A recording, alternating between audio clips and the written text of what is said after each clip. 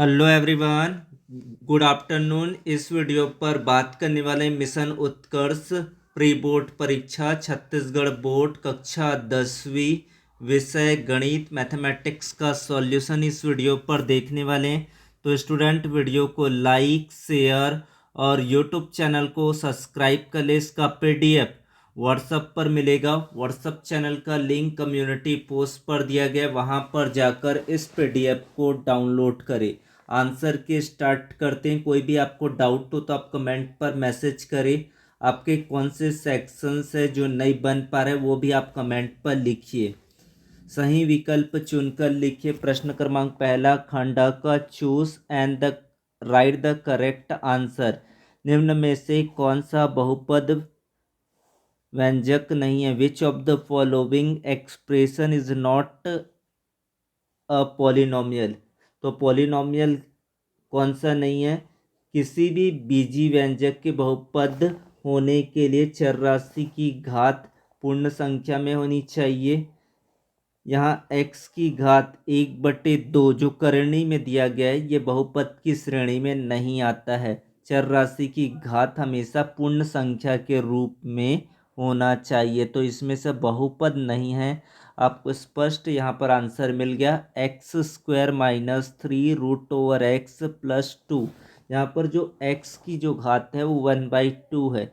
x पूर्ण संख्या में होना चाहिए चर राशि। वर्ग समीकरण x² - 5x+6 = 0 के मूलों का योगफल sum of root alpha plus beta this is equal to -b/a। What is the value of b? -5 minus what is the value of a is a 1. What is the answer? Answer is a 5 is the right answer of the question number 2.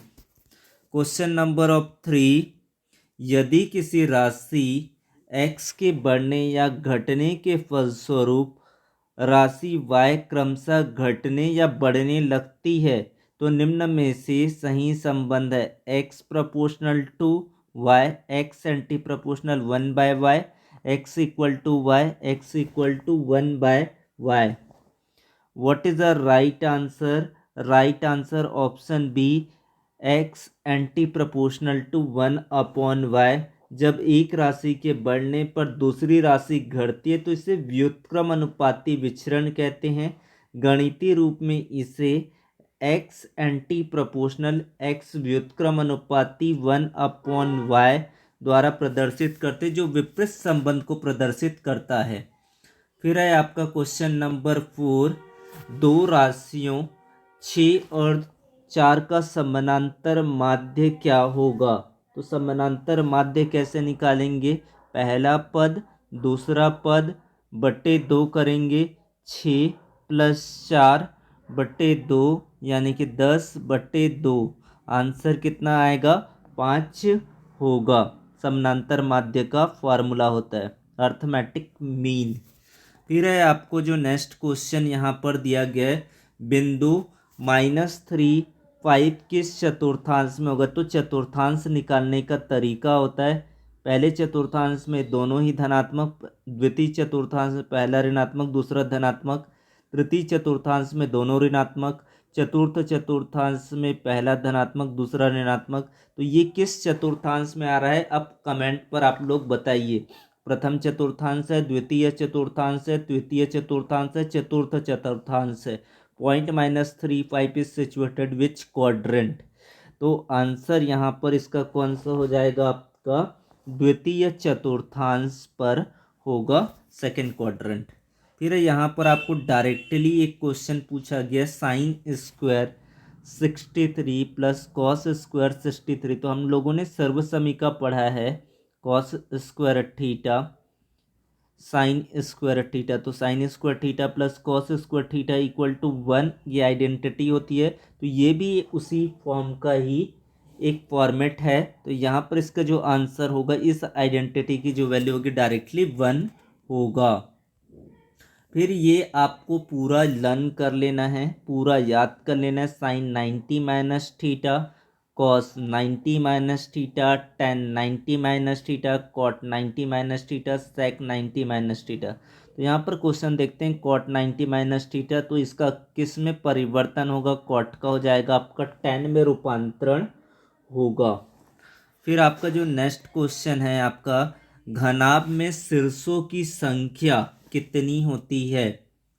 The number of vertices of a cuboid is, option दिया है 6, 8, 12, 16। तो right answer क्या होगा बच्चों, इसका right answer होगा 8। आपको गलत नहीं करना है। घनाभ में कुल 6 फलक, 12 कोरे और 8 शीर्ष होते। कोई भी क्वेश्चन यहाँ पर लिया जा सकता है।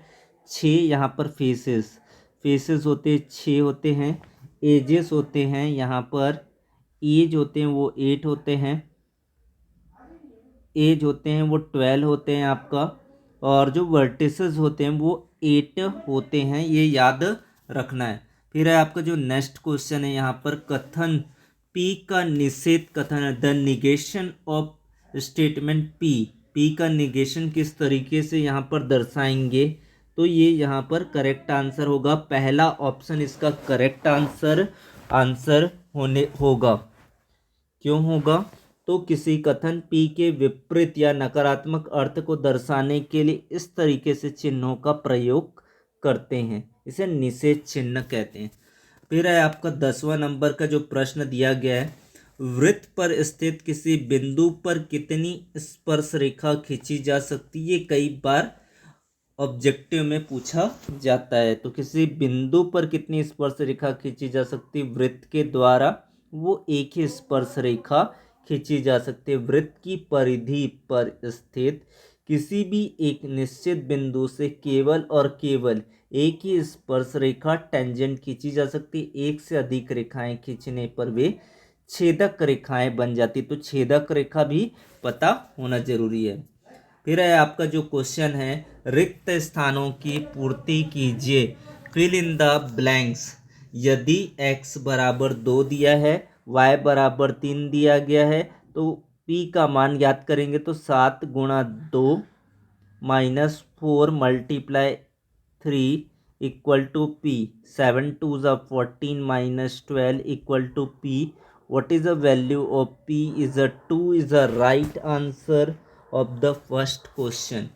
फिर है आपका जो नेक्स्ट क्वेश्चन दिया गया है, यदि सावधि जमा खाते में ब्याज की गणना छमाही आधार पर की जाती है तो दर का प्रतिशत क्या हो जाएगा, आधा होगा, हाफ होगा।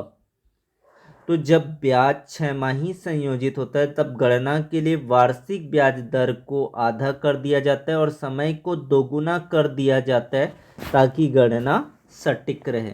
वित्तीय वर्ष का प्रारंभ, फाइनेंशियल ईयर स्टार्ट फ्रॉम कब से होता है बताइए बच्चों, इसका आंसर आपको पता होगा 1 अप्रैल। इसका जो आंसर हो जाएगा 1 अप्रैल। भारत में सरकारी और बैंकिंग कार्यों के लिए वित्तीय वर्ष फाइनेंशियल ईयर प्रतिवर्ष 1 अप्रैल से शुरू होता है और अगले वर्ष के 31 मार्च को समाप्त हो जाता है। फिर आपका जो नेक्स्ट क्वेश्चन है, समरूप बहुभुज के संगत कोण डैश होते हैं, इसका आंसर क्या हो जाएगा, इक्वल होगा। The corresponding angles of a similar polygon are equal. दो बहुभुजों के समरूप होने की मुख्य शर्त यह है कि वे उनके संगत कोण आपस में बराबर हो, उनकी संगत भुजाएं एक ही अनुपात में हो।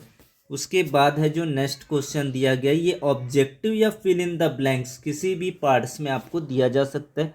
दो समरूप त्रिभुजों के अनुपात 36:49 है, तो उनकी संगत भुजाओं का अनुपात ज्ञात करना है। तो इसको आप रूट में ले ले तो इसका आंसर आपको पता चल जाएगा। अनुपात निकालने, भुजाओं का अनुपात निकालना है, सीधा आपको डायरेक्ट इसका रूट चाहिए। रूट 36 रेशियो रूट 49, और इसको कैलकुलेट जब करेंगे तो रूट 36 का होता है 6 रेशियो क्या हो जाएगा आपका 7 होगा। फिर है आपका जो नेक्स्ट क्वेश्चन यहाँ पर दिया गया है, यदि x-1 बहुपद p of x equal to k x square minus 5x plus 3 का एक गुणनखंड है तो k का मान ज्ञात कीजिए। तो आप यहाँ पर निकाल सकते हैं k, और जो x की वैल्यू आएगी वो 1 होगा। तो 1 का स्क्वायर यहाँ पर 5 इंटू 1 प्लस 3 इक्वल टू 0 करना है। तो यहाँ पर हो जाएगा k minus 5 plus 3 equal to 0, k minus 2 equal to 0, यानी कि k इक्वल टू 2 इसका आंसर आ जाएगा। तो इस तरीके से गुणनखंड है। हमने पहले क्या किया, x माइनस 1 से x का मान निकाला तो ये 1 हुआ, और इसी 1 के मान को यहाँ पर बहुपद में रख दिया और k के मान को ज्ञात किए। फिर आपका जो नेक्स्ट क्वेश्चन है, विभेदक ज्ञात कीजिए। कई बार क्वेश्चन पूछा जाता है और direct formula d equal to B square minus 4ac होता है। तो यहाँ पर x की जो वैल्यू है वो 1 है, a की वैल्यू 1, b की वैल्यू -2, c की value 1। Put on the value -2 का होल स्क्वायर, 4 मल्टीप्लाई 1 मल्टीप्लाई 1, 2 का 4 हो जाएगा, 4 माइनस 4, यानी कि इसका आंसर हो जाएगा 0। अगर यही चीज़ मूलों की प्रकृति नेचर ऑफ द रूट पूछा जाता तो मूल वास्तविक एवं समान होता।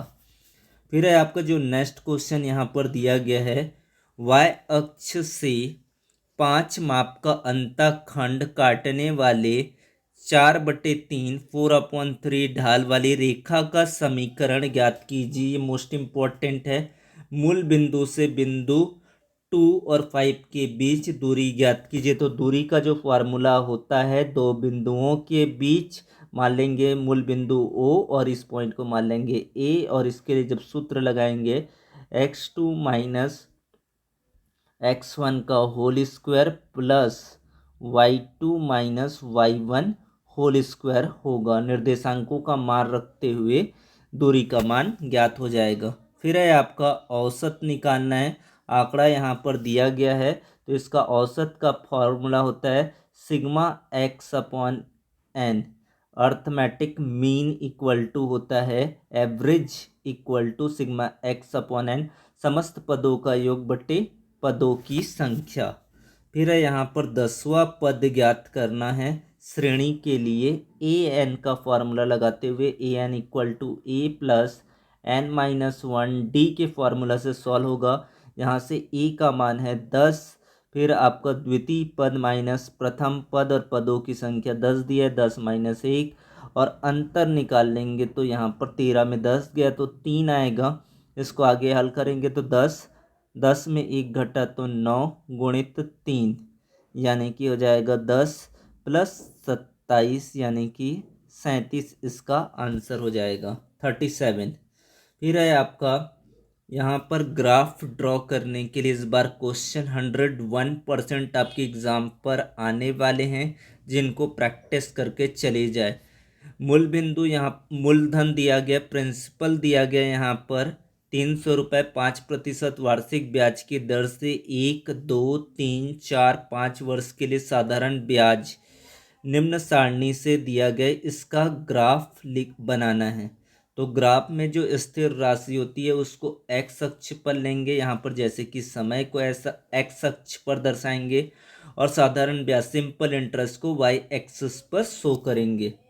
फिर है आपको यहाँ पर मान ज्ञात कीजिए। ये स्टेप अप क्वेश्चन है। आप जितना ज़्यादा स्टेप इसमें करते जाएंगे वैसे वैसे मार्क्स इसमें ऐड होते जाएगा।